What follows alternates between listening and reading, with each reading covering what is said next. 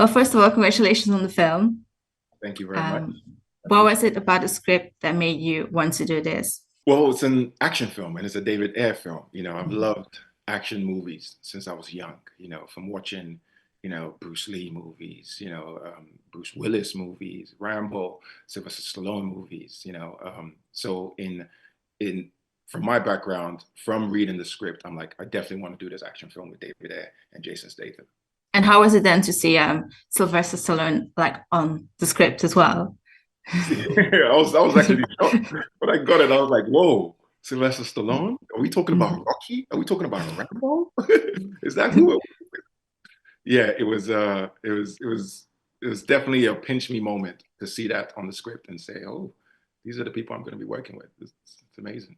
And how was it then the first day on set? Because it's a huge set, both with all the names working on it, but also like stunts and special effects and yeah. Yeah, the first day on set was great. It was is interesting. My first day was with Jason, and he's such a nice guy. He's a lad from London, so Mhm. we related on that aspect, and it was just a beautiful experience. It was chilled. It was a restaurant scene that we had, and that was my first day on set, and it was a lovely experience. Mhm.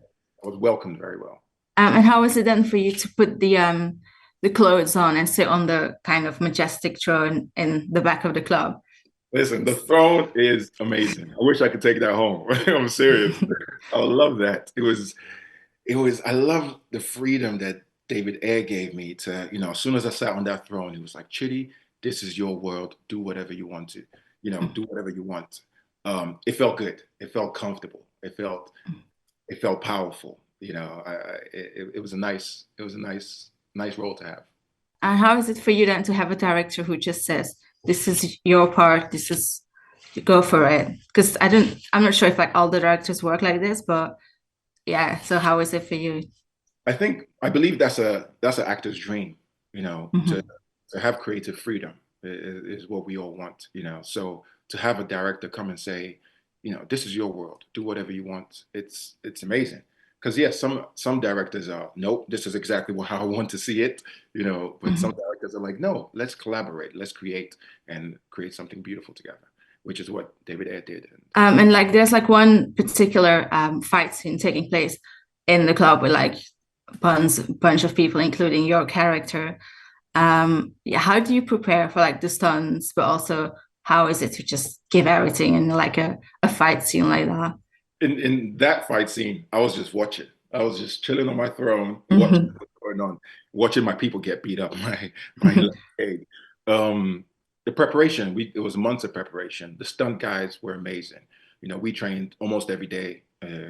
For this, it was we came in with a lot more and just showed a little bit, but we worked for a few months on the fight scenes, on different fight scenes, and everything turned out well and beautiful in the end. And how is it then to see it back on the big screen? Like, because while filming, it probably looks already very big and impressive, but obviously, like in the cinema, it enhances, I guess.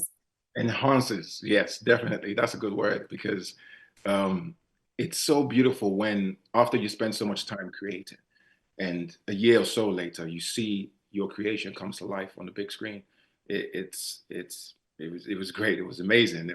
I remember I went to a screening for it. I've only seen it once, and I was like, whoa, it's so different from how it's being filmed. The rawness of it, and seeing it come to life it was amazing. I was definitely proud of what everyone did on that project. For this film, you also worked on Gladiator 2, which recently came out as well. How is it for you to like be part of such like a massive team, but like from with big names like yourself as well?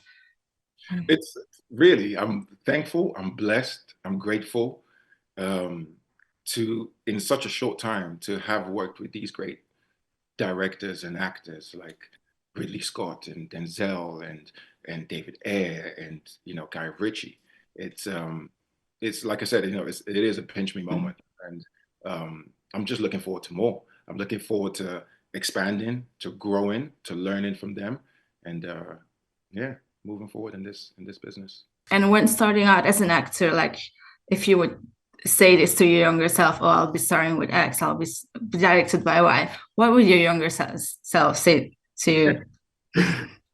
My younger self would be like, stop playing. You know, I never thought about this, to be honest. I never thought about, you know, as a kid, um, being in this position. Yes, I was fascinated by action films. I was fascinated about the movie industry, but I didn't think it was really reachable, you know, and I'm thankful that as an adult, you know, I dove in and I'm working on great projects. So my younger self would definitely be happy and proud that, you know, and look up to me and say, hey, you've done a great job. What was it about? Like, was it your love for acting or your love for like action movies that made you actually want to become an actor, or was it influence from your family at some point? It was literally childhood love. Growing up, we watched a lot of movies, you know. You know, I have four older brothers and a younger sister, and nonstop, they always have a movie, you know, on TV. So growing up, you know, watching movies, as I said, you know, it was something I was fascinated by, but never thought it was reachable, you know, as a kid. So it's it's nice that I tapped into, as an adult, I tapped into my childhood love and passion for film and creativity. That now as an adult, I jumped in and went ahead first, and you know, I'm here now. So it seems that like family is very important to you. Like, while your character is not, well, we don't really know how family orientated he is, but then how is it for you to start in a film where like there's essential family connection? The thing is that my character is about family, even though he doesn't, you know, he doesn't show, you know, if you think about it, his people are his family. If you notice, you know, even the time when he meets Levin Cade and he shakes his hand, he's like, you know, he's like, oh, you know, we're brothers because we both have similar backgrounds. So in the end, Dutch is looking for brotherhood. He does have a brotherhood with his people.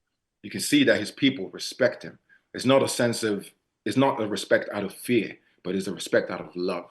And I believe, you know, Dutch, you know, and the whole film was about family, even though it wasn't necessarily highlighted with by Dutch. If people would ask you, why do we have to see a working man? Because there are like so many action movies, like masculinity all over the place. What would you say? Why should people see this? It's a classic action film, you know, with David Ayer, with Jason Statham. You know, you're a big fan of Jason Statham, big fan of David Ayer, big fan of Sylvester Stallone. So it's a classic action film that has emotional depth. And also it highlights, you know, human trafficking, which is a, you know, a global crisis right now, and particularly affects women and children. So I think it's a beautiful story, and it's Jason Statham, you know, plays a hero. And I think in this world, you know, we need a lot of heroes like that, to be honest. So listen, today's gonna be hard. Let's all go home with the same amount of fingers that we came with. Let's get it. When my wife passed and I left the Royal Marines, a lot of people would have given up on me. You gave me a job. You were patient with me. You, Carla, Jenny, you're my family. Excuse me, it's not your business. I'm good, boss.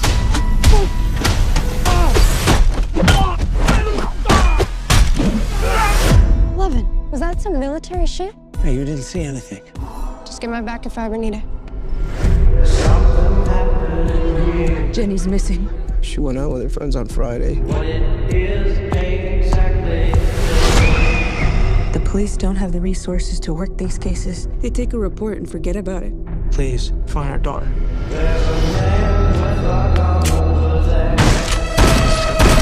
Where's the girl? You a cop? You wish I was a cop. Yo, these guys are next level. Look at those bricks. You ain't a cop. You're a working man. That's right. Let's play.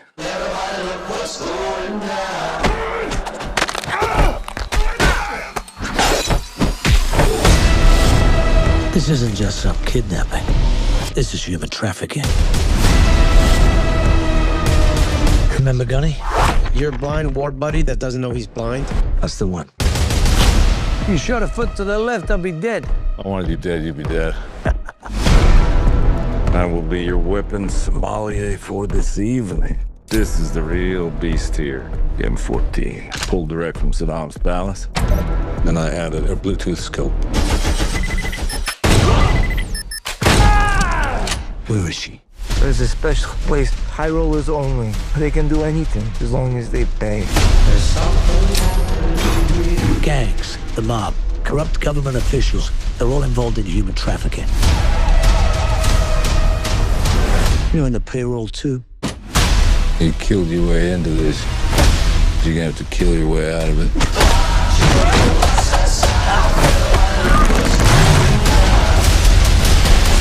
Food as much.